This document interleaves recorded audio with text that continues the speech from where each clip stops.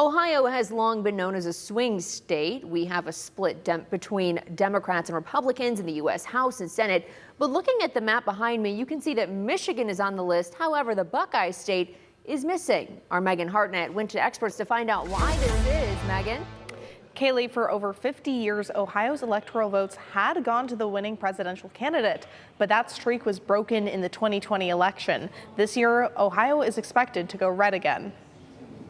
Both presidential candidates, former President Donald Trump and Vice President Kamala Harris, have been hitting the road, campaigning, putting money into political ads, but not so much in Ohio. There's very little reason for either presidential candidate to campaign in Ohio.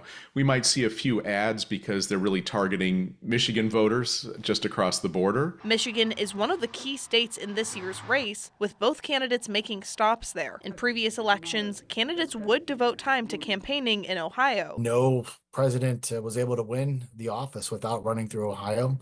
The road to the White House ran through the Buckeye State. But now that's not the case. Sam Nelson, a University of Toledo associate professor of political science, says Ohio was representative of the country as a whole. It kind of was a microcosm of the United States in terms of race and ethnicity and education levels and urban and rural voters and all kinds of different demographic categories. Nelson says white working class voters moving more Republican and a declining population have moved the state from purple to red. Robert Alexander, a BGSU political science professor, says public opinion polling that has been done shows former President Trump is expected to take Ohio's 17 electoral votes. All polls are snapshots in time. Again, always caution people, it's a poll. We're trying to get, what people are thinking about at a particular moment.